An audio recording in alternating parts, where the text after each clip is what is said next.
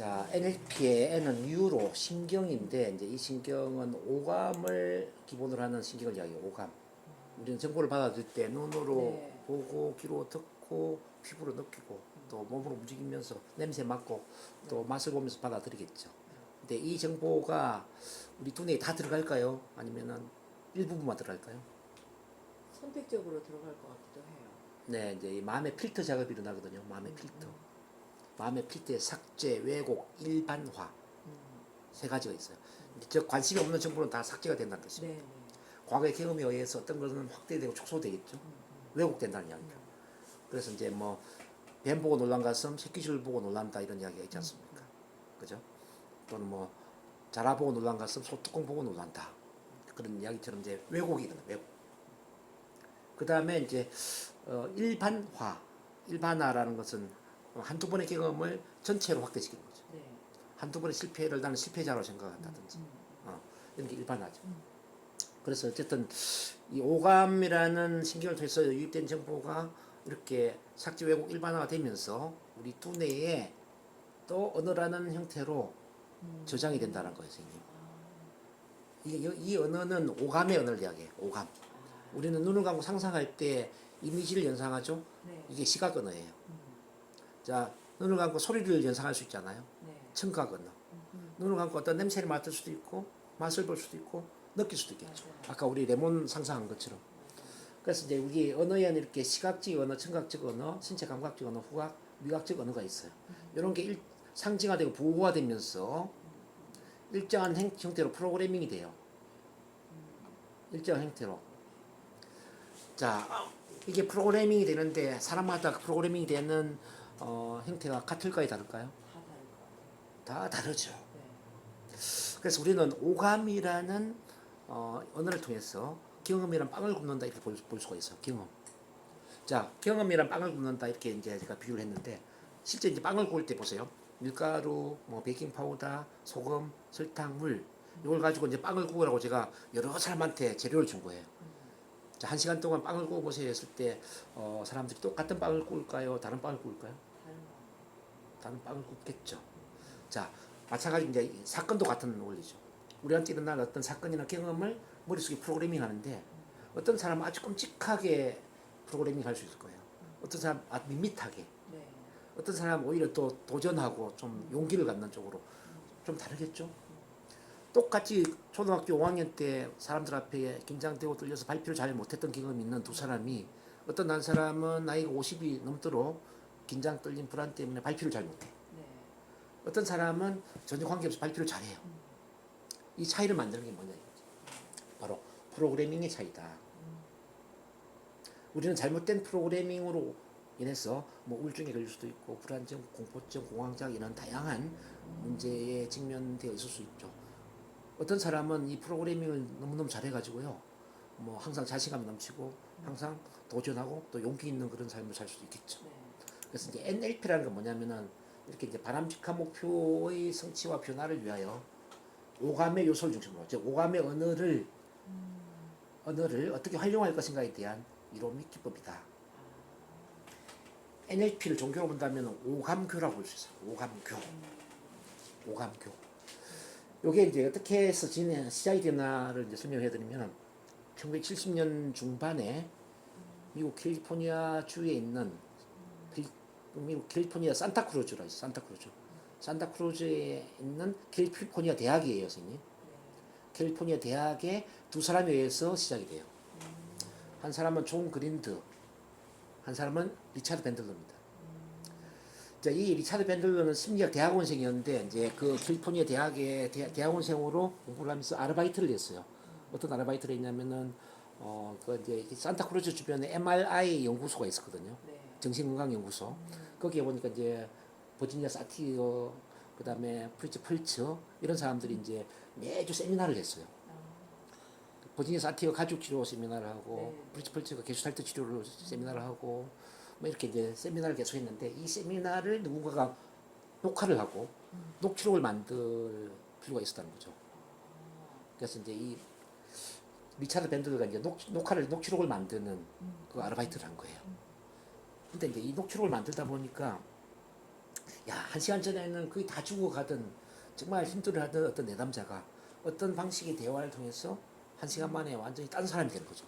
뭐 자신감이 넘치고 막 얼굴에 화식이 돌고 네. 도대체 어떻게 어떤 방식으로 대화를 하길래 사람이 저렇게 달라질 수 있을까? 거기에 대해서 이제 이 밴들러가 관심을 가진 거죠. 근데 이 사람은 이제 언어에 대해서는 잘 모르는 사람이거든요. 네. 그래서 이제 그 캘리포니아 대학에 있는 언어학 교수를 찾아가죠. 그 사람 존 그린더예요. 네. 1시간 전에 이랬는데 이렇게 1시간 만에 사람이 달라질 수 있다면 이건 대단한 어떤 커뮤니케이션 스킬이 있을 것 같은데 이 커뮤니케이션 스킬에 대해서 공동 연구를 좀 해보고 싶다. 네. 교수님이 좀 도와주시겠냐. 이렇게 이제 제안을 하니까 존 그린더가 흔쾌히 이제 같이 이제 공동 연구에 참여를 하게 되죠. 그래서 이제 같이 게슈탈트 치료, 가족 치료 세미나에 참가하면서 녹화도 하고 녹취록도 하고 또 세미나를 리더도 해보고 네. 이렇게 이제 공동 연구가 된 거죠. 그렇게 해서 1970년 중반에 책이 한 권 나오는데 그 책이 뭐냐면은 마법의 구조란 책이에요. 마법의 구조. The Structure of Magic. The Structure of Magic. 마법의 구조라는 책을 썼는데 책을 쓰면은 보통 이제 주변에 아는 사람들한테 책을 좀 돌리게 되잖아요. 네. 그래서 이 사람이 책을 써서 그러니까 산타크루즈 주변에 있는 사람들한테 돌렸어요. 근데 그 같은 마을에 누가 있었냐면은 이 그레고리 베이슨이라는 사람이 있었어요. 그레고리 베이슨. 그레고리 베이슨은 원래 영국 교수인데 네. 캘리포니아 대학의 교환 교수로 이제 근무를 하고 있었죠. 근데 이 그레고리 베이슨은 어떤 사람이냐면 시스템 전문가이면서 커뮤니케이션 전문가이면서 또 심리 상담가이기도 하죠. 근데 이 사람이 책을 보니까 책이 너무 놀라운 거예요. 책을 너무나 잘 정리를 한 거지. 네. 야, 그러면서 책을 너무 잘 썼다고 이제 감탄을 하면서 이분이 한 사람을 소개를 시켜줘요.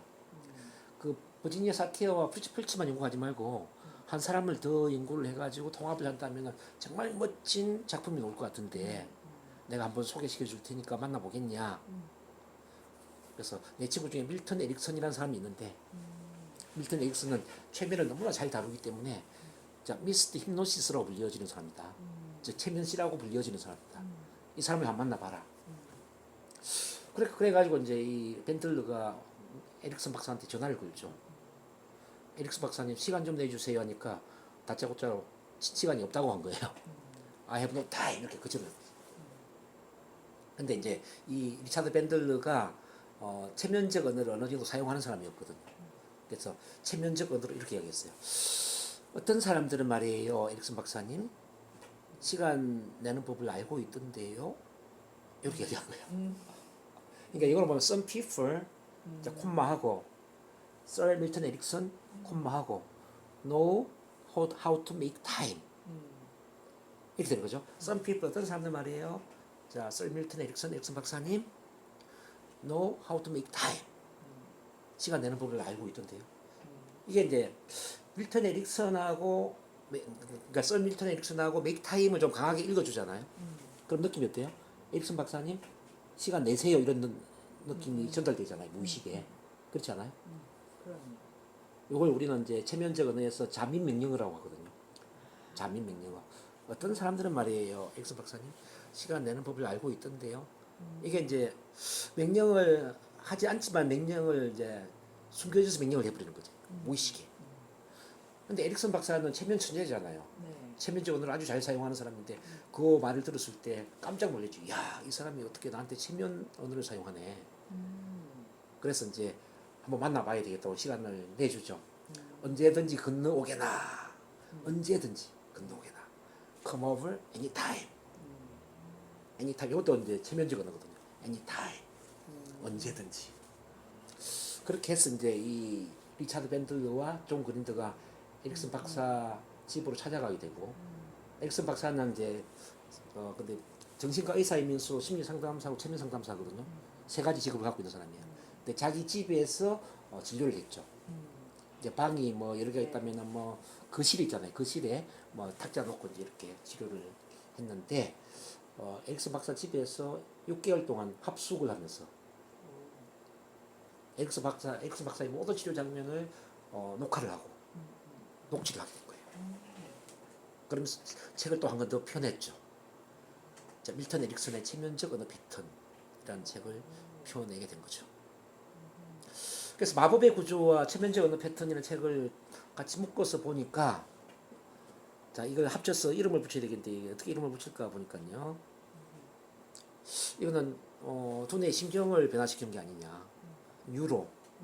근데 이 마음의 언어를 사용하는데 오감이라는 언어를 사용하는 것이다. 링기시티. 우리 컴퓨터에 프로그램을 까는 것처럼 우리 두뇌에 프로그램을 깔아주는 거니까 프로그래밍. 그러니까 뉴로 링기시티 프로그래밍이라고 이름을 붙일 거예요. 그러니까 심경 언어 프로그래밍. 네. 이렇게 이제 이름을 붙인 거죠. 자, 자 그럼 이제 좀 NLP 조금 감이 잡히나요 이제? 네. 잠깐만요. 그러면서 잠깐만요.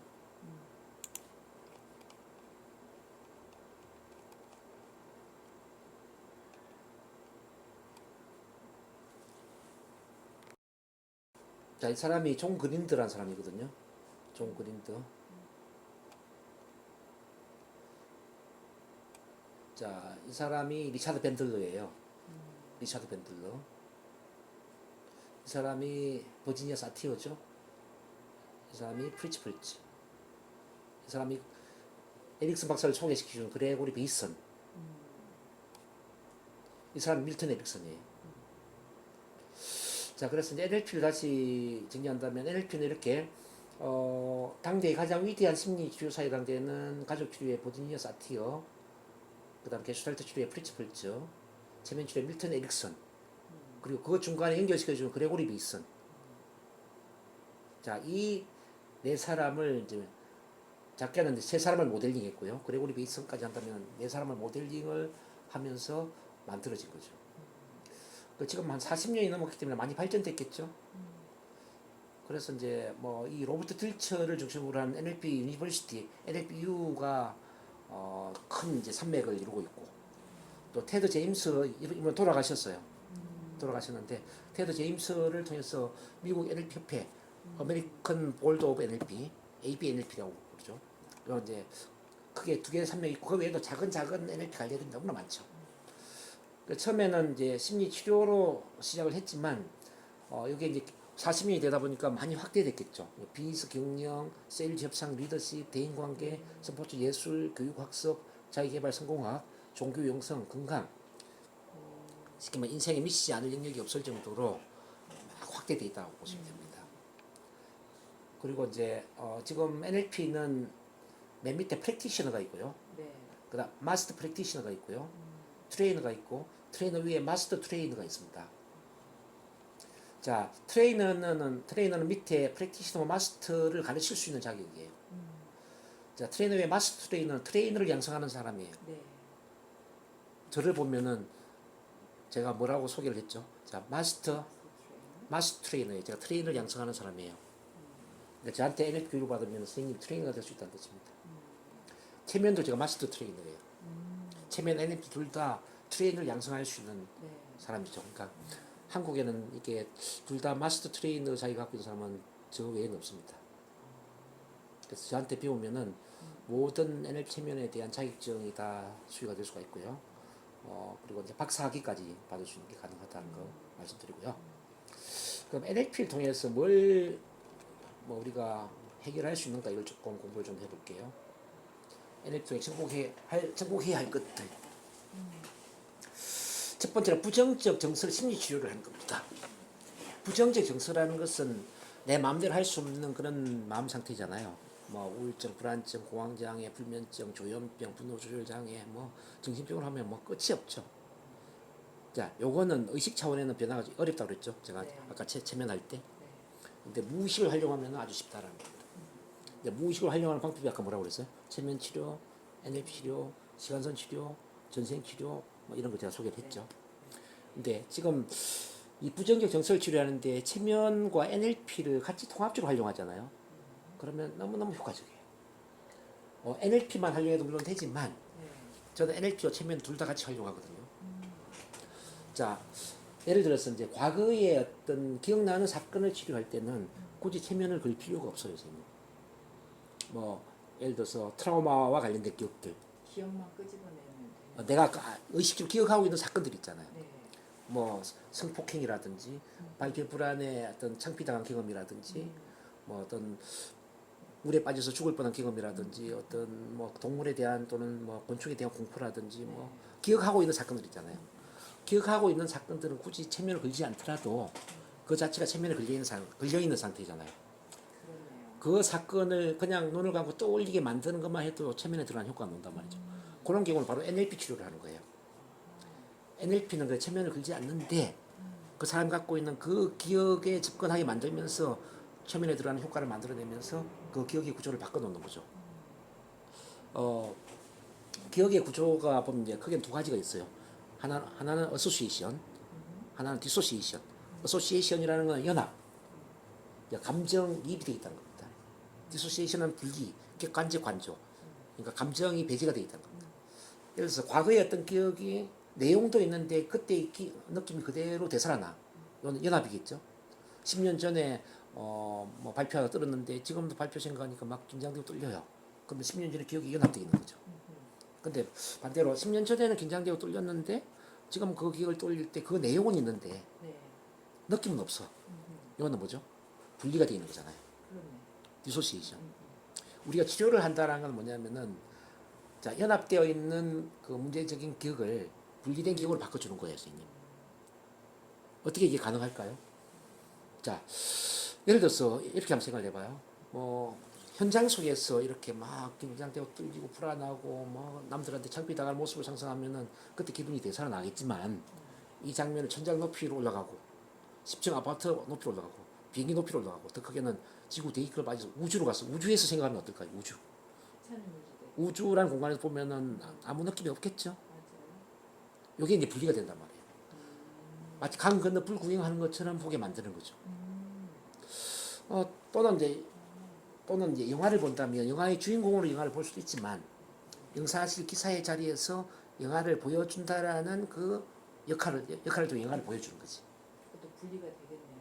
그렇죠. 영화를 영사실 기사의 자리에서 영화를 보여준단 말이에요. 그것도 칼라가 아니라 흑백으로. 영화를 다 보여주고 나서 마지막 장면에 들어가서 빠르게 대감기를 시켜버리면 어떻게 될까요? 영화가 그 필름이 뒤로 되돌아간다면 느낌이 어때요? 아무리 불안하고 두려운 경험도 뒤로 되돌아간다면 느낌이 없겠죠? 그럴 것 같아요. 예, 이건 아주 중요한 치료 기법이거든요. 공황장애, 뭐 두려움, 공포 이거 5분 만에 치료돼요. 5분 만에. 단 5분 만에 치료되는데 이 영화관을 써버리면은 자 기사의 자리에서 흑백으로 영화를 보여주고 마지막 장면에 자 영화 속에 들어가서 칼라로 빠르게 대감기 하고 이걸 한 5번을 반복하는 거예요. 5분 만에 공포증이 없어져 버리는 거죠. 공황장애 5분 만에 해결돼 버리는 거죠. 이건 놀라울 정도예요. 자 그리고 이제 순간 변화 기법이라는 게 있는데요. 예를 들어서 이제 문제적인 사진 아래에 이제 작은 명암 크기로 내가 원하는 미래의 어떤 목표 장면을 삽입을 하는 거죠. 네. 하나 둘셋 휙 하는 순간에 목표 장면이 커져서 문제 장면을 덮어버려. 그리고 목표 장면 속에 들어서 미래에 아주 자신감 넘치고 성공적인 또는 행복한 그런 미래의 모습에 몰입을 해요. 그 기분 좋은 감정을 가지고 다시 문제를 바라보고 또 하나 둘셋 휙 하는 순간에 또 문제를 목표가 덮어버려요. 이걸 한 5번 반복해버려요. 그러니까 거의 한 1분 만에 문제에 대한 느낌이 없어져 버리죠. 거의 순간적으로 변화가 일어나 버리죠. 근데 여기서 궁금한 거요, 네. 교수님? 네. 만약에 공황장애를 그런 식으로 해서 어떤 문제를 그렇게 전환을 시켜뒀어요. 네네. 그러고 난 다음에 삶에서 왜 어쨌든 다시 삶으로 들어가는 거잖아요. 네네. 치료가 끝난 다음에. 네네네. 그렇다면 이게 치료가 완전히 여기서는 끝났지만 네. 삶에서도 완전한 변화가 있는 걸까요? 아니면 점진적으로 이게 점점 그게 희소가 돼가지고 거의 완전한 변화가 일어나죠. 네. 완전한 변화가 일어나죠. 점진적으로 변하는 게 아니라 순간적으로 변화가 일어나 버리는 겁니다. 그러니까 무의식의 패턴이 바뀌어 버리기 때문에 네. 바로 그 즉시 변화가 일어납니다. 그러니까 이론적으로는 이제 아니 저는 제가 23년 동안 5천 명 이상 치료를 했잖아요. 그 임상 경험이 얼마나 많겠습니까? 그래서 그 통계를 보면 그거는 영구적이죠. 그런 기법들이 굉장히 많아요. 뭐 영화기법, 공중분리기법, 거리분리기법, 뭐 미술관기법, 뭐 유리벽기법, 뭐 힛기법, 뭐 그러니까 이제 이런 기법들이 엄청나게 많이 있는데 이제 그 기법을 적절하게 써주면은 정신과에서 뭐 약물 안 먹더라도 또는 일반 심리 상담에 1년, 2년 치료받지 않더라도 그냥 단 몇 번만으로 그런 치료가 돼버리죠. 제 고민은 네. 너무 빨리 치료가 되는 게 고민이에요. 사람들이 너무 빨리 변화가 돼버리니까 거의 한 달 이내에 문제가 다 사라져 버리거든요. 제가 치료를 하다 보면. 근데 이제 그거 이게 좋은 거잖아요. 아니 치료도 되고 그다음에 치료만 끝나는 게 아니라 자존감 코칭을 통해서 미래 창조까지 가면서 완전한 변화가 일어나는 건데 치료를 뛰어넘어서 미래 창조를 해야 되는데 너무 빨리 치료돼 버리니까 치료에서 멈춰버리는 경우들이 많이 있더라는 얘기죠. 아, 이게 제 고민이라는 거지. 좀 천천히 간다면은 미래 창조까지 제가 습관화 시켜주면서 만들어 주는데 네, 네. 미래 창조를 하기 이전에 자존감을 충분히 키우기 이전에 치료만 하고 끝내버리면은 이거는 반쪽짜리가 될 수도 있거든요. 그럴 수 있겠네요. 자존감이 높아지지 않는 상태에서 치료만 해버리면 다시 마음의 상처를 받을 수가 있어요. 맞아요. 치료를 하는 것도 중요하지만은 상처받지 않을 수 있는 마음을 맞아요. 키워주는 거, 마음의 면역을 키워주는 게 중요하거든요. 맞아요. 근데 사람들 마음의 면역을 키우는 데는 별로 관심이 없어. 그냥 치료만 하는데 지금 당장 그냥 응급처치식의 치료를 하는데 관심이 있다는 거죠. 그래서 제 고민 중에 하나는 그거예요. 너무 빨리 치료가 된다. 놀라울 정도로 빨리 치료가 된다는 거죠. 너무 빨리 좋아져 버리는 게 이것도 문제다.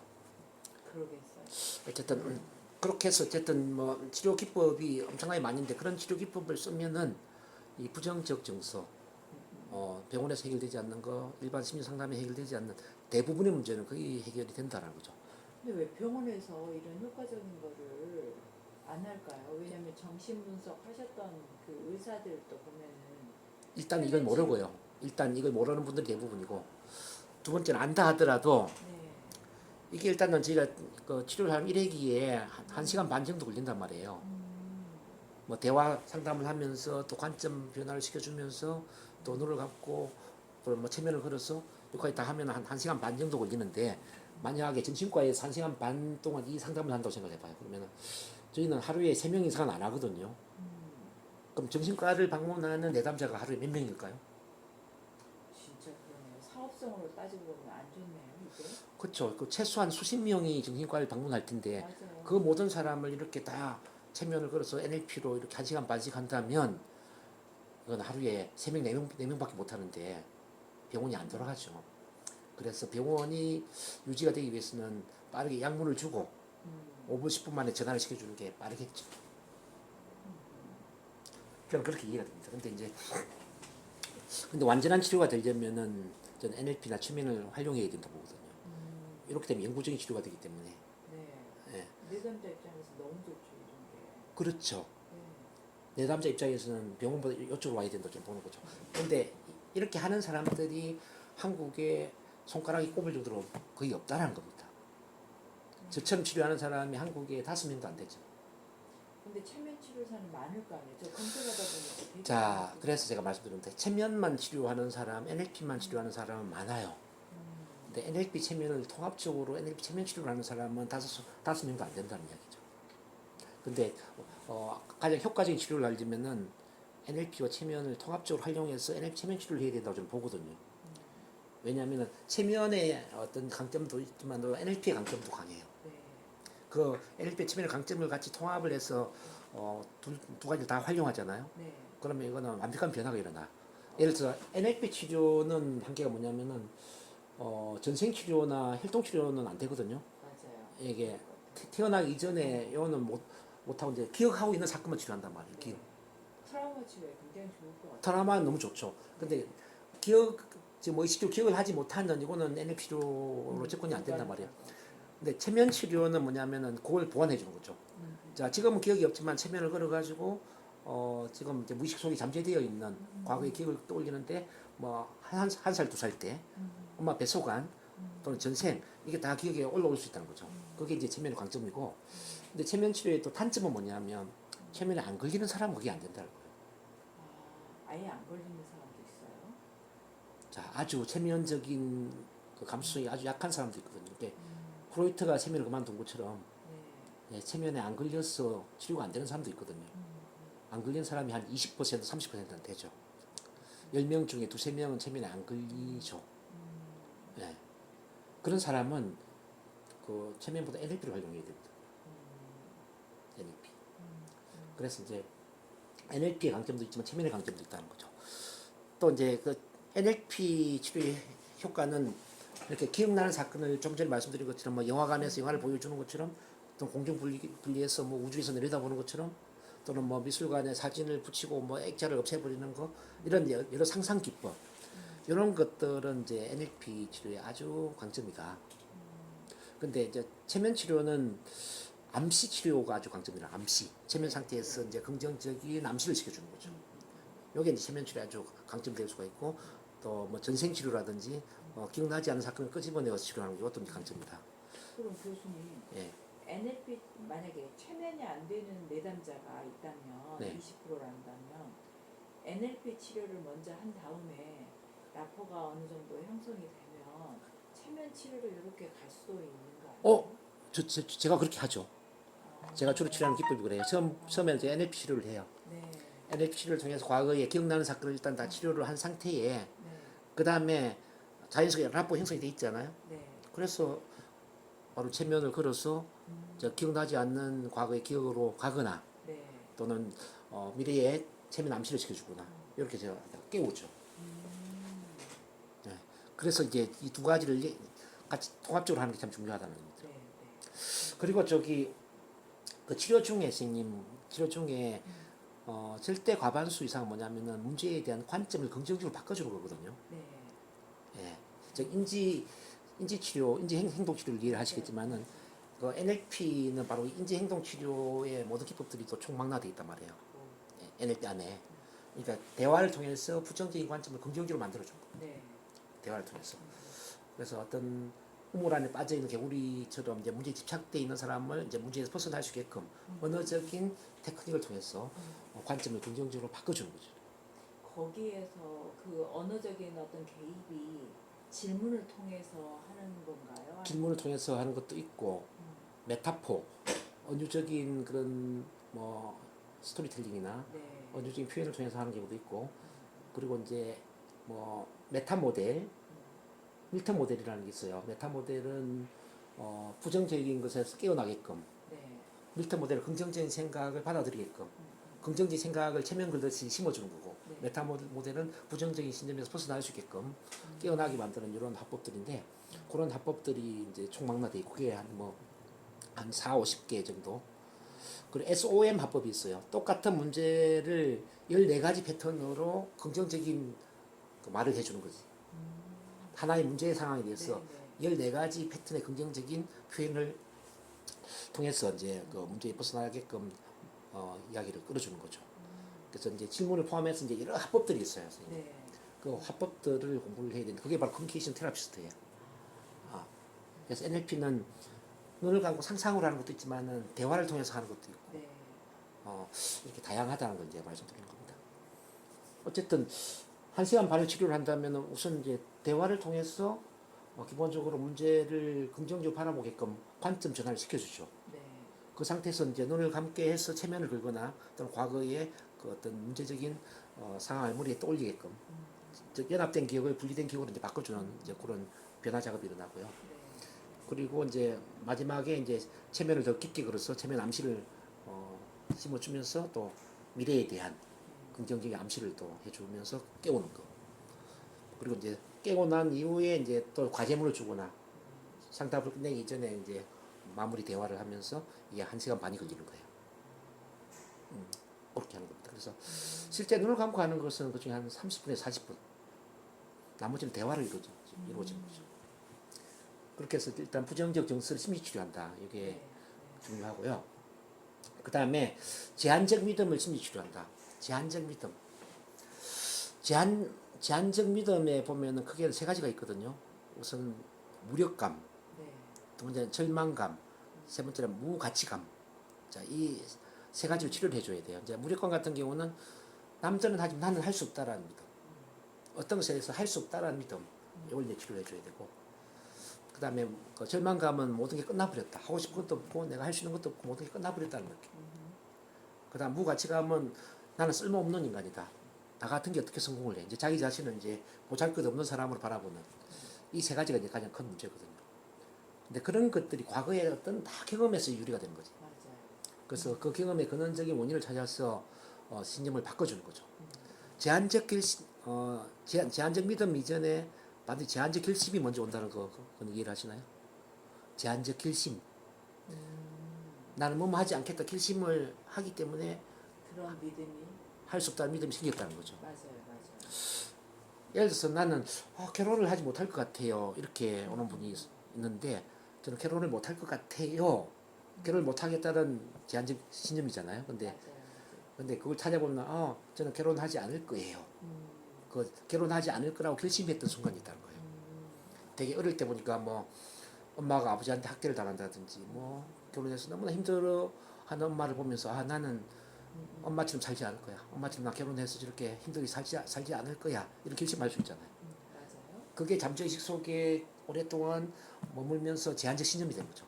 나는 결혼을 못할 것 같아. 그래서 이제 이 제한적 신념도 그런 식으로 제한적 결심의 원인을 찾아서 치료를 하면은 치료하는 게 아주 쉽다는 거 말씀드리고요.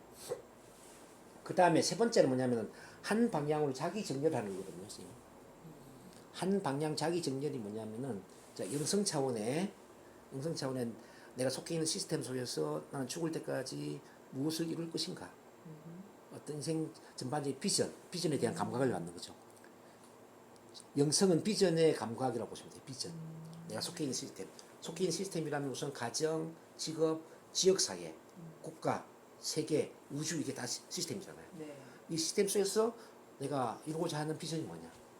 보통 이제 사람들의 비전은 주로 개인이나 뭐 가족 차원에 머물러 있거든요. 맞아요. 요걸 예를 들어서 뭐 직업, 뭐 지역사회, 국가까지 올려주는 거지. 이제 이 세상 속에서 좀 뭐 지역사회, 국가 차원에서 내가 죽을 때까지 이루고자 하는 게 뭐냐. 요까지 올려버리면은 뭐 상당히 영성 차원의 레벨이 올라간다고 봐야죠. 그리고 이제 두 번째는 이제 정체성. 자, 그런 비전과 관련해서 나는 누구이냐. 나의 헌신 대상은 누구냐. 그들을 위해서 내가 이루고자 하는 사명이 뭐냐. 그러니까 사명에 대한 감각. 이게 이제 정체성이란 말이에요. 그래서 그 정체성을 일깨워주고, 그 다음에 세 번째는 가치와 신념. 그 비전과 사명을 내가 왜 이루고자 하는가. 어떤 비전 사명에 대한 어떤 당위성, 어떤 동기부여에 대한 감각이 바로 이제 가치 신념이거든요. 가치 신념 체계를 잡아주고, 그 다음 네 번째는 이제 능력. 그 비전과 사명을 이루기 위해서 나는 어떤 능력과 어떤 역량 개발을 할 것인가. 자, 능력, 역량 개발에 대한 감각. 그 밑에가 이제 행동 차원이에요, 행동. 그 비전과 사명을 이루기 위해서 나는 어떤 계획안을 가지고 행동할 것인가. 자, 마지막에 이제 환경 차원이거든요. 그 비전과 사명을 이루기 위해서 언제 어디서 누구와 함께 할 것인가. 언제 어디서 누구와 함께 환경. 이렇게 이제 영성, 정체성, 가치, 신념, 능력, 행동, 환경 이렇게 한 방향으로 정렬이 돼 버리면 인생이 정말 이제 중심이 잡혀 있는 인생이 되겠죠. 일을 하더라도 이렇게 중심이 잡힌 일을 하겠죠. 이렇게 이제 내면부터 이제 외면까지 완벽한 변화를 일으키는 가장 강력한 힘이 바로 자기 정렬이라는 개념이에요. 이건 NLP에서 아주 강력하게 이제 다뤄주는 부분이죠. 우리가 이제 치료를 뛰어넘어서 미래 창조를 한다는 개념이 바로 이런 건데요. 자, 치료라는 것은 과거에 브레이크를 떼는 거라면 지금 이 자기 정렬이라는 개념은 인생 전반적인 네. 하나의 토대를 만드는 거잖아요. 이걸 잡아줘야만 저는 완벽한 변화가 일어난다고 보죠. 그래서 그 사람의 삶의 목적, 삶의 어떤 비전을 만들어주고 사명이 먼저 찾아주고 가치관, 신념 체계를 또 만들어줘야죠. 네. 그 가치관은 하나의 삶의 나침판이잖아요.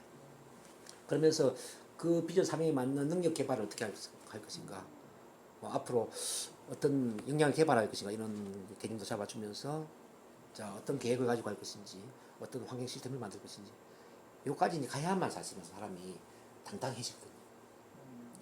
그걸 이제 만들어줘야 되고요. 그 다음에 이제 네 번째는 이제 NLP에서 중요하게 다루는 게 문제 중심에서 원하는 중심으로 에너지 흐름을 전환시키는 거죠. 자, 문제 중심은 문제에서 벗어나기를 원하고 문제를 극복하기를 원하고 문제에 집착되어 있는 삶이죠. 네. 자, 많은 분들이 나는 우울증을 없애고 싶어요. 공황장애를 치료하고 싶어요. 불면증이 없어졌으면 좋겠어요. 뭐뭘 없앴으면 좋겠다 생각하잖아요. 뭐뭘 이루고 싶다는 생각 안 하잖아요. 맞아요. 자신감 있는 사람이 되고 싶어요. 강의를 잘하고 싶어요. 심리 상담사가 되고 싶어요. 이런 이야기를 안 하잖아요. 그렇죠? 맞아요. 이제 문제 중심의 삶은 문제를 끌어당길 수밖에 없거든요, 선생님. 근데 원하는 것 중심의 삶은 원하는 걸 끌어당기거든요. 자, 마음을 신경 쓰는 대로 끌어당기는 힘이 있다. 이게 끌어당김의 법칙이잖아요. 맞아요. 그러면은 문제에 집착되어 있는 마음에서 자, 원하는 중심을 바꿔줘야 되는데 이게 어떻게 가능하냐? 자, 문제를 받아들이고 문제를 사랑하게끔 만들어야죠. 근데 그거를 보통 사람들은 회피하잖아요. 그래서 이제 언어적인 스킬이 중요한데 NLP에 이제 중요하게 다루는 그 어떤 근기 스킬 중에 관점 바꾸기라는 게 있어요. 관점 바꾸기. 자, 예를 들어 어떤 사람이 이제 전 우울증에 걸려서 너무 힘들어요. 자, 우울증 많이 힘드시군요. 물론 처음에 공감을 하겠지만, 근데 우울증이 어떤 점에서는 좋은 점도 있습니다.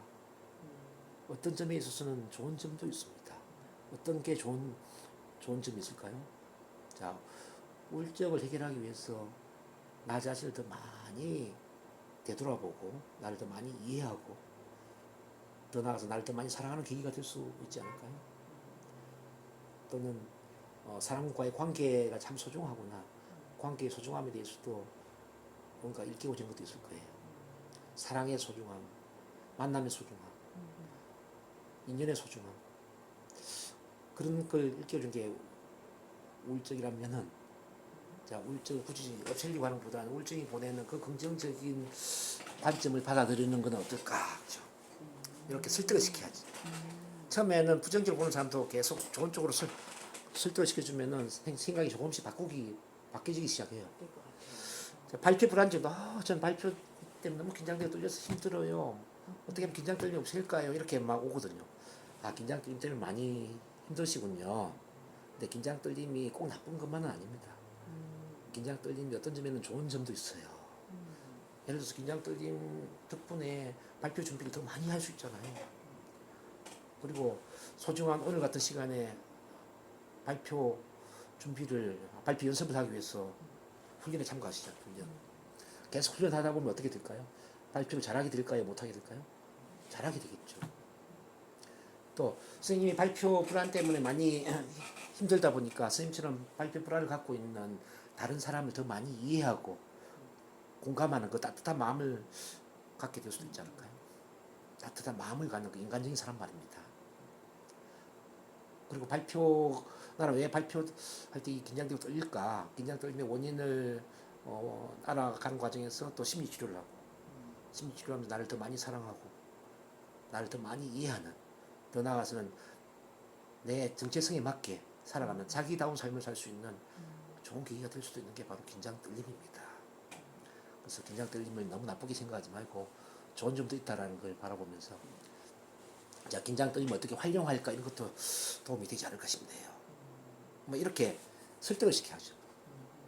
그러면 처음에는 긴장 떨림을 막 없애려고 하는 사람이 네. 어느 시점에 긴장 떨림이 이렇게 좋은 점도 있으니까 굳이 없애려고 하는 것보다는 긴장 떨림의 어떤 신호에 맞게 내가 발표 준비도 많이 하고 또 심리 치료도 하고 훈련도 하고 뭐 다른 사람도 많이 또 이해하고 그런 쪽으로 내가 노력을 하면 되겠구나 이렇게 이제 좀 달라지겠죠. 그리고 이제 그런 걸 창피하게 생각하기보다는 이렇게 발표 불안 때문에 내가 나중에 더 말을 잘하고 어쩌면 발표 불안 코치 또는 발표 불안 상담사로서 역할을 할 수 있는 멋진 계기가 될 수도 있으니까 이거는 정말 감사한 일이다. 이렇게 이제 보는 거죠. 그렇게 감사한 일이다 보는 순간 어떻습니까? 발표에 집착되어 있는 마음에서 벗어나게 되죠. 그게 벗어난다는 이야기는 신경을 안 쓴다는 이야기예요. 신경을 안 쓰면은 네네. 불안이나 긴장 떨림은 줄어들죠. 어느 순간 없어지죠. 이와 같이 이제 어떤 관점을 바꿔주는 게 굉장히 중요해요. 문제에 집착되어 있는 관점에서 문제에서 벗어나게 만들고 문제를 긍정적으로 보게 만들고 네. 오히려 문제를 자원으로 활용하게 만들고 이렇게 만들어주면서 이제 발표 불안과 관련된 과거의 어떤 경험을 치료를 한다든지 또 미래의 뭐 잘하는 모습을 이미지 트레이닝을 시킨다든지 네. 이러면 뭐 굉장히 효과적. 어쨌든 이제 NLP에서 아주 많이 다뤄지는 게 긍정적 관점을 만들어주는 겁니다. 그러니까 삶은 풀어야 할 문제가 아니라 체험해야 될 신비의 과정이다. 제가 말씀드린 것처럼 삶에 일어난 모든 시련, 고난, 고통, 아픔, 뭐 실패 이런 것들을 긍정적으로 보게 만들어주는 거예요. 그래서 인지행동 치료랑 되게 비슷한 것 같아요. 그게 당연히 NLP에 포함되어 있죠. 네, 제가 말씀드린 그러니까 인지행동 치료가 인지행동 치료. NLP 안에 다 들어있다고 그랬잖아요. 그래서 그 부정적으로 보는 관점을 긍정적으로 보게 만들잖아요. 맞아요. 거기서 이미 치료가 한 7, 80% 일어나 버려요. 음, 그래서 NLP를 가르칠 때 저는 이제 관점 중에 감사의 관점을 제가 항상 훈련시키거든요. 감사 일기를 쓰게 만들고 모든 문제를 이것도 감사한 일입니다.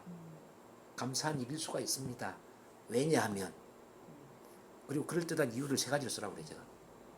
이것도 감사한 일일 수가 있습니다. 왜냐하면 1, 2, 3. 자, 모든 문제, 모든 시련 고난을 감사한 일일 수가 있습니다. 1, 2, 3 세 가지 감사의 이유를 쓰게 만들면 사람들이 놀랍게 바뀌기 시작합니다. 놀랄 정도로. 그 감사일기의 효과가 굉장한 것 같아요. 감사일기 엄청나죠. 자, 저는 이제 그 좋은 것만 감사일기를 쓰라고 하지 않고 모든 부정적인 상황을 감사한 일로 쓰게 만들거든요. 내 인생에 일어난 모든 실패 사건, 창피한 일, 뭐 시련, 고난, 아픔 이런 것들을 다 1번부터 다 있는 대로 다 적으라고 그래요. 네. 그럼 그걸 전부 이것도 감사한 일일 수가 있습니다. 왜냐하면 이렇게 감사한 이유를 그럴듯하게 바꾸라는 거죠. 그걸 쓰는 과정에서 사람들이 엄청난 변화가 일어나요.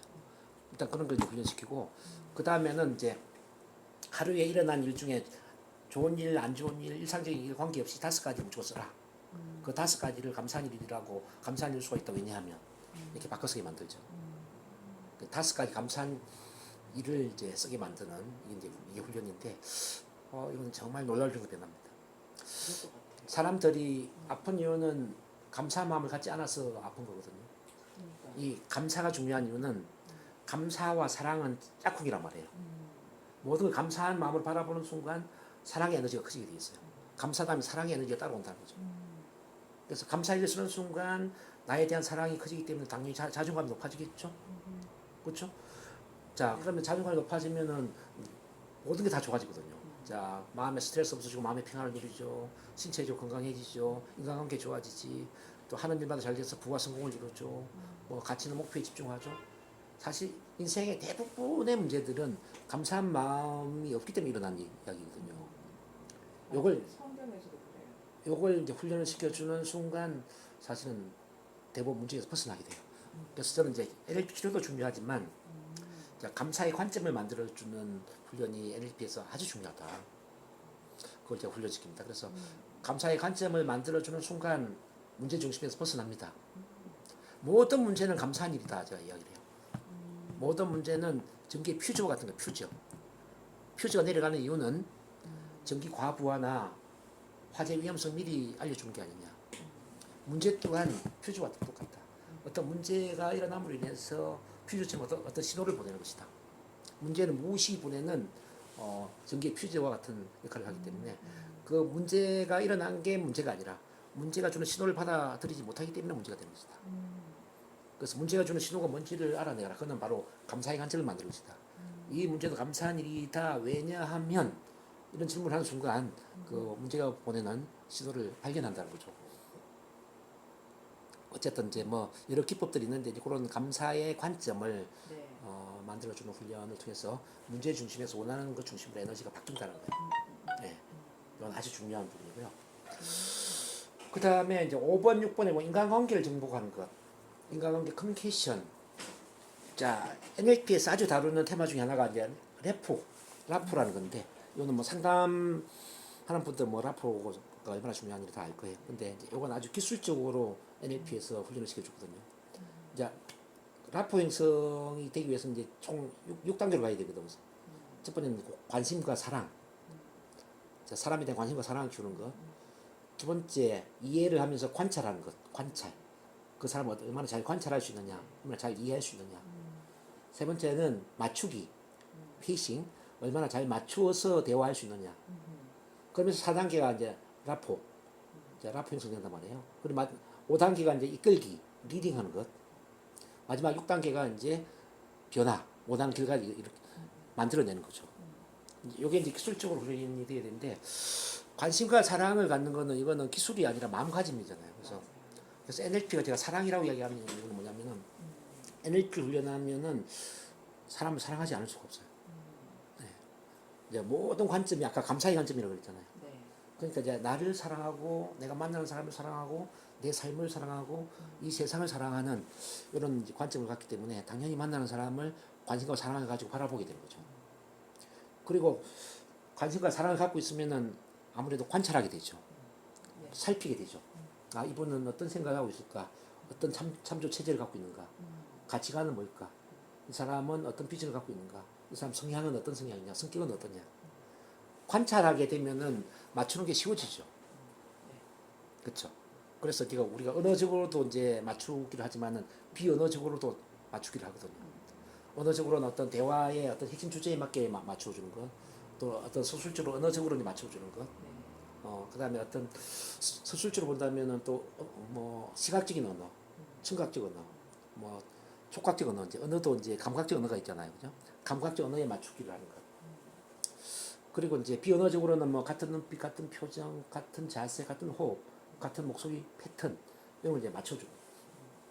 이제 충분히 맞춰주면은 뭐가 일어나죠? 바로 라포 형성이 일어난다는 거죠. 라포. 자, 라포 형성되면은 이미 받아들일 준비가 다 되어 있는 거잖아요.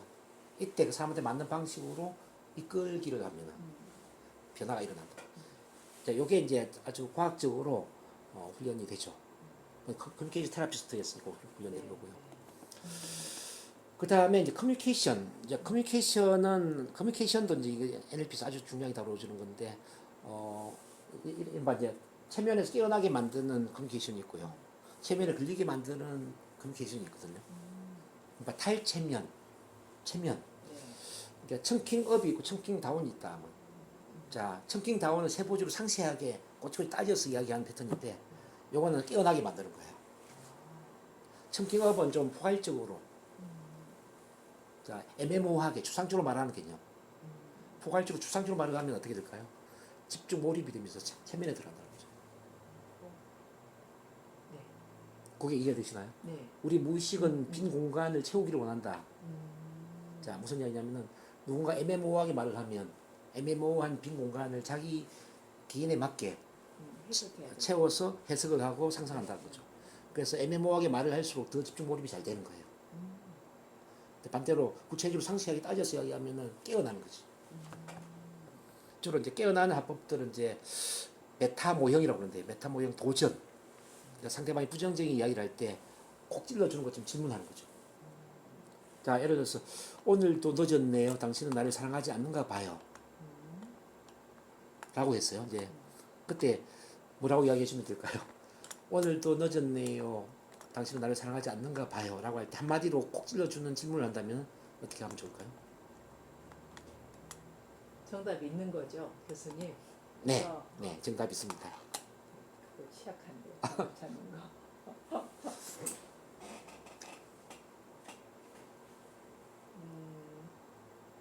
자, 이제 예. 이렇게. 어떻게?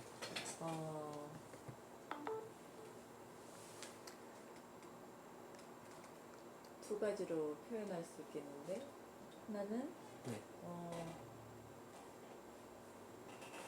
당신에게 정시에 시간을 맞추지 않는 게 사랑받지 못한다고 생각하는군요.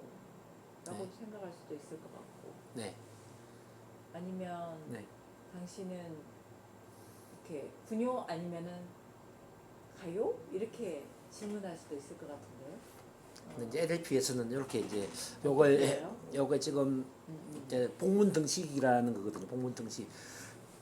당신은 오늘도 지각했네요. 늦었네요. 당신은 나를 사랑하지 않는가 봐요. 그러니까 지각한 거하고 사랑하지 않는 걸 동일시 한 거잖아요. 맞아요. 이게 관계가 없다라는 걸 따져서 질문하는 건데, 그러니까 당신은 사랑하는 사람과 약속하고 늦었던 적은 없었나요? 이렇게 이제 질문하는 거죠. 당신은 사랑하는 사람과 약속을 하고 늦었던 적은 없었나요? 즉 이게 무슨 말이냐면 그치. 늦은 거하고 사랑하고. 사랑하는 거하고 무슨 관계가 있죠? 뭐 사랑하는 사람과 약속하고 늦을 수도 있지. 이걸 이제 한마디로 꼭 찔러주는 거잖아요. 메타 모형 이렇게 찔러주는 질문으로 구성이 돼. 질문. 예를 들어 마음 읽기에 이런 게 있어. 당신은 나를 좋아하지 않는군요. 자, 당신의 마음을 읽어준 거잖아요. 잘못 읽어준 거거든요. 당신은 나를 좋아하지 않는군요. 라고 할 때 잘못 읽었다라는 걸 이제 질문을 한다면 어떻게 하느냐. 그걸 어떻게 알죠? 이렇게 질문한단 말이에요. 그걸 어떻게 알죠? 내가 당신을 좋아하는지 좋아하지 않는지 그걸 어떻게 알죠? 이제 이거지. 그것을 어떻게 알고 그런 말을 하시냐 이거지. 자, 이런 식으로 이제 찔러준단 말이죠. 또 이제 수행제 상실이라는 게 있어요. 여자가 밤늦게 밖에 돌아다니는 것은 옳지 않은 일이에요. 옛날에 이런 말 많이 했죠. 옛날에 많이 했죠. 예, 지금은 뭐 전혀 그런, 근데 지금 만약에 그런 이야기를 한다면은 근데 어떻게, 또 정답 찾는 거죠 이거. 예, 그냥 말씀해 주세요. 그래서 어쨌든 그렇게 할 때, 그건 누구의 말이에요. 음, 어떤 말한 주체가 지금 생략되어 있는 거잖아요. 맞아. 그건 누구의 말이에요.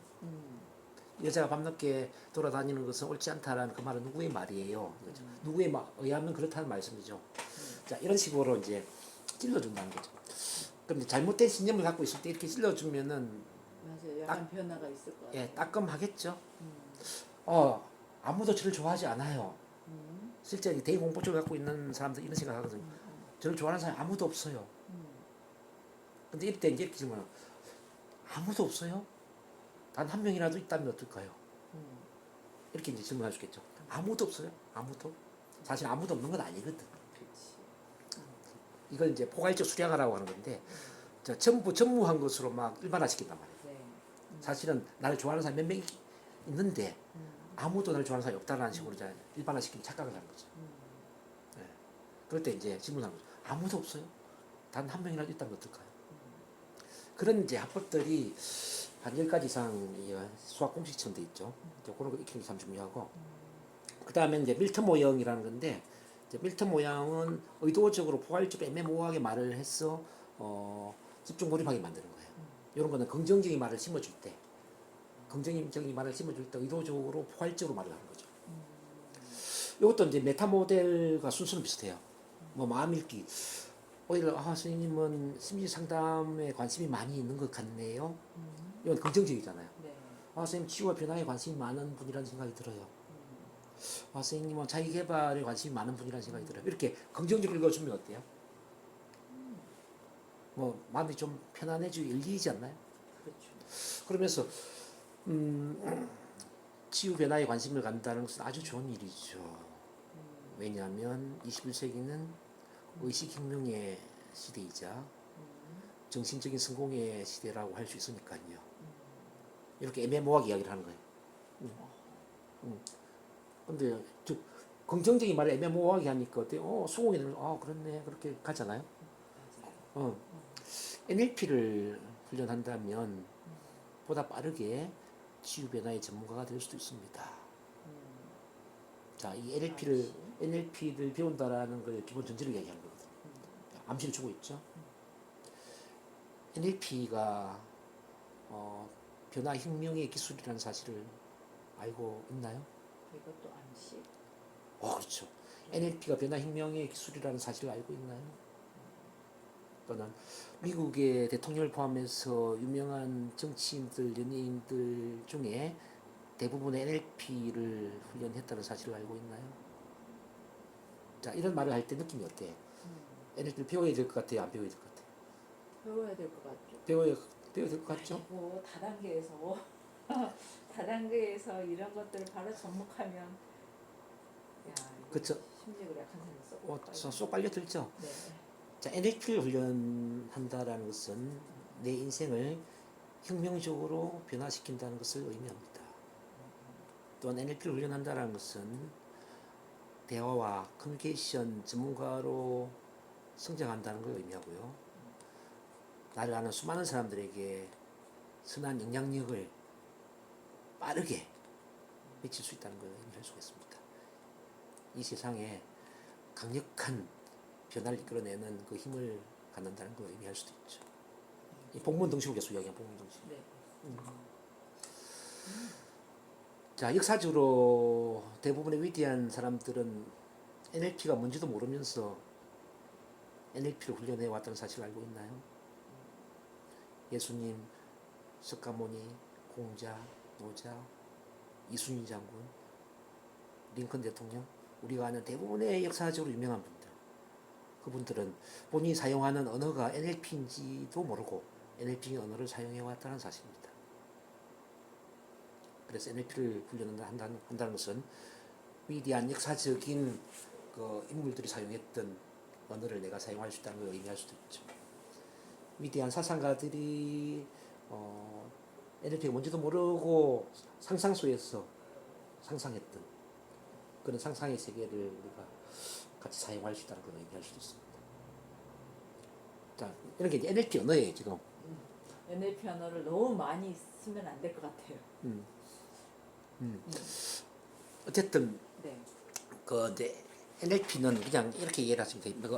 마음의 사용법이자 언어의 사용법이다. 그냥 크게 보면. 어떻게 보면 지금 이제 교수님이 말씀하신 것들이 굉장히 희망적이고 네. 또 지지적이고 어떻게 보면은 용기를 좀 부어주는 그런 네. 것 같거든요. 맞아요. 어떻게 보면 이제 비전도 심어주는 것 같으면서 뭔가 행동할 수 있는 어떤 계기를 이렇게 준비시키는 그런 느낌이 네. 들고 있거든요. 네. 그래서 이거는 삶에서 진짜 많이 필요한 것 같아요. 네. 그러니까 이제 이 밀턴 모형을 제가 소개를 하면 이런 이야기를 네. 하는 거고 밀턴 모형은 쓰지는 않죠. 그러니까 메타 모델 밀턴 모형 또 양자 언어학이라고 해요. 양자 언어학. 양자 언어학. 양자적인 에너지 신경적인 변화를 일으키는 네, 그런 네. 언어 합법이죠. 음, 데카르트 좌표라든지 음, 뭐 기납법, 연역법, 변정법 뭐 이런 게 다 양자 언어에 속하는 거예요. 예를 들어 제가 이제 질문을 한번 해볼게요. NLP 체면 치료 전문가가 된다면 앞으로 어떤 좋은 일이 일어날까요? 제가 접하는 많은 내담자들에게 인생을 살아갈 수 있는 힘을 보태주고 네, 그리고 그들이 삶에서 용기 있게 도전하고 시도하며 살아갈 수 있도록 그리고 자기 자신에 대해서 자존감이 아니라 이제 자랑을 그러니까 뭐라 네. 그러죠? 네, 프라우드를 뭐라 그래야 되지? 자랑스러움을 느끼며 살아갈 수 있는 용기를 줄 수 있는. 그게 가능하죠. 네, 만약에 줄수 있을 것 좋아 같아요. NLP를 훈련하면 어떤 안 좋은 일이 일어나지 않을까요? 어떤 안 좋은 일이 일어나지 않을까요? 훈련하게 된다면? 안 좋은 일은 딱히 생각이 나지 않아요. 왜냐하면 이게 전체적으로 보면은 네. 요 이론 자체가 사람을 살리는 그러니까 NLP를 훈련한다면 어떤 안 좋은 일이 일어나지 않을까? 한다면 아직은 생각이 아, 오케이. 자, 이런 질문들이 이제 아마 처음으로 경험해본 질문이겠지만 이제 데카르트 좌표를 활용한 질문이거든요. 자, 어떤 목표를 심을 때 뭘 하게 된다면 어떤 좋은 일이 일어날까요? 뭐 하게 되면 어떤 안 좋은 일이 일어나지 않을까요? 뭐 하지 않는다면 어떤 좋은 일이 일어날까요? 자, 어떤 안 좋은 일이 일어날까요? 뭐 하지 않는다면 어떤 좋은 일이 일어나지 않을까요? 이런 이제 질문을 던지는 거예요. 네 가지 질문이지. 수학에 보면은 뭐 y축에 플러스, x축에 플러스, y축에 마이너스, 뭐 x축에 마이너스 있잖아요. 그런 걸 활용한 질문이죠. 그게 이제 양자 언어의 이제 한 부분이다.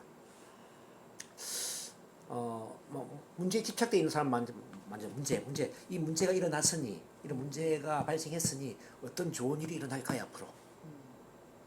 이 문제가 일어났으니 어떤 안 좋은 일이 일어나지 않을까요? 이 문제가 일어나지 않는다면 문제가 일어나지 않았다면 어떤 나쁜 일이 일어났을까요? 이 문제가 일어나지 않았다면 어떤 좋은 일이 일어나지 않을까요? 이렇게 질문하는 거지.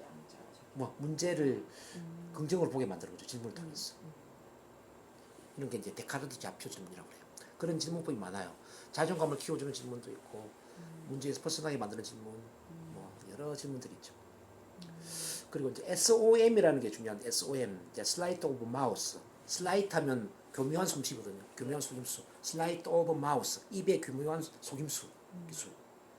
입으로 이제 어떤 사람이 문제에 집착해 있을 때 그 문제에 대한 긍정적인 말을 14가지를 해주는 건데 이런 게 뭐 메타프레임, 뭐 실제 전략, 그 다음에 세상 모형, 틀 바꾸기, 뭐 다른 결과, 중고의 위계, 뭐 은유, 뭐 또는 뭐 상향유무과, 하향유무과 뭐 이렇게 14개가 있는 거예요. 그러니까 하나의 문제에 대해서 한 가지만 해도 긍정적 변화가 일어날 텐데 14가지 말을 한다면 어떻게 될까요? 14가지. 자, 예를 들어서 저는 긴장 떨림 때문에 자, 강의를 잘할 수가 없어요. 자, 그렇게 할 때 이제 메타프레임. 당신은 물 흐르듯이 유창하게 말을 잘하는 사람만이 강의를 잘할 수 있다고 생각하시는군요. 자, 실제 전략. 구체적으로 어떻게 긴장되고 떨린다는 말씀인가요? 세상 모형. 언어 심리학자들의 의견을 빌리자면 긴장 떨림 덕분에 더 열정적으로 강의를 해서 명강사가 된 사람도 많이 있다고 합니다. 틀 바꾸기.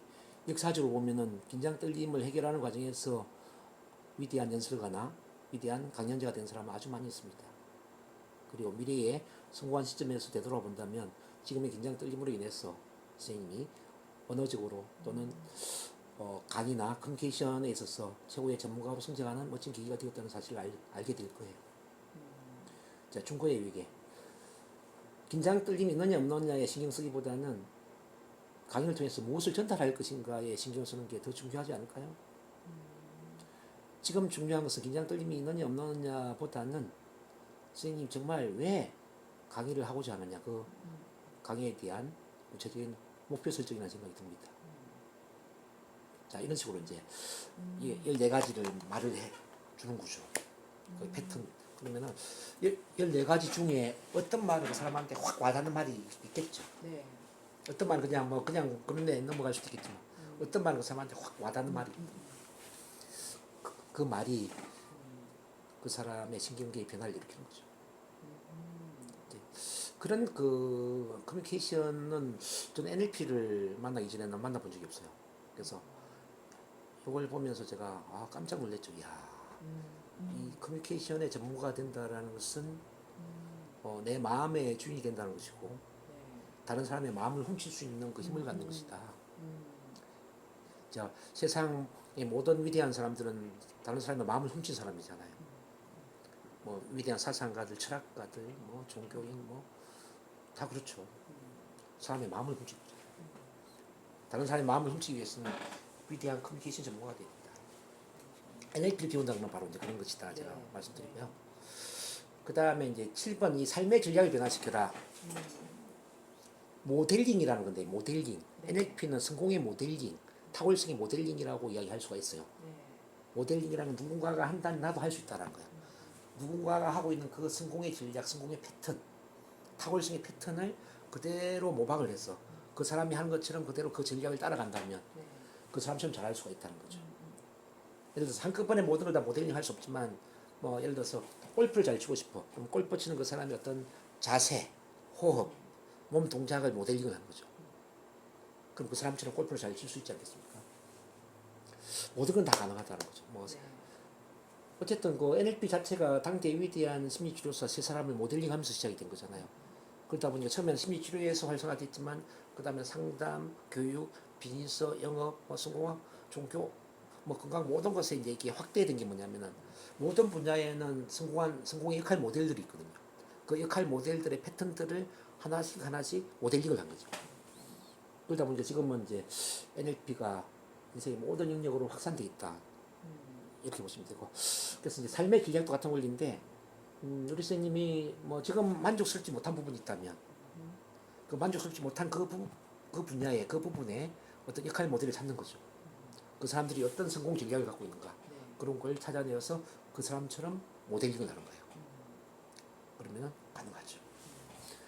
자, 강의도 그렇고 뭐 교육 뭐 비즈니스 다 마찬가지입니다. 자, 그럼 이제 체면 치료사가 되고 싶다.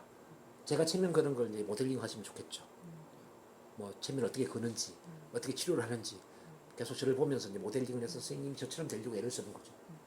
체면 걸 때 목소리 톤이라든지 말하는 속도라든지 뭐 또는 뭐 아이 컨택이라든지 뭐 그런 패턴들이 있지 않겠습니까? NLP 치료를 잘하는 것도 모델링하면 되죠. 뭐 치료 기법들을 어떻게 사용하고 있는가, 어떤 식으로 대화를 하는가 다 모델링이 될 수 있겠죠. 어쨌든 NLP 통해서 이제 정복해야 될 게 그 외에도 많이 있는데 지금 7가지를 이제 정리를 해봤어요. 최고의 성공 원리까지는 제가 설명하기가 좀 그렇고, 혹시 지금까지 이야기한 것 중에 네. 자 선생님이 보충적으로 이해해야 될 좀 질문 받을게요. 그 NLP도 일반 심리 치료 이론하고 심리학 이론하고 매우 유사하고 반복되어 있고, 그 다음에 단어만 조금 살짝 다를 뿐인데 그 개념은 유사하다. 네, 그래서 결국은 사람 중심의 이론인 거잖아요. 맞아요. 치료를 위한 거기 때문에. 그래서 요게 지금 이제 이론 어떤 개념보다는 이게 어떻게 보면 하나로 통합되어 있는 것 같다. 그러니까 맞습니다. 소리가 NLP 같다. 통합되어 있습니다. 네, 그래서 이해하는 거는 어렵지는 않고요. 이제 요거를 중요한 거는 이제 만약에 실전에 간다면 요걸 잘 숙지해가지고 적절한 때 네. 시의적절하게 어떤 그 질문이든지 그런 것들을 활용할 수 있어야 되겠다. 네, 보통 이제 뭐 이론으로만 이렇게 들어갔다가 그 다음에 원래 상담사들도 좀 그렇긴 하잖아요. 네, 네, 그러지는 않아야 되겠구나. 조금 더 심도 있게 다뤄야 되겠다. 네, 네, 그런 생각을 하고 있어요 지금. 오케이. 선생님이 임상 심리 상담을 해서 그런지 빠르게 이해를 하시네요, 아주. 접했던 부분들이 되게 이렇게 겹쳐요. 많이 겹치고 음. 그런 것 같아요. NLP 자체가 모델링이니까 네네. 그럴 것 같네요. 네. 자, 질문하고 싶어 질문하시면 도와드릴게요.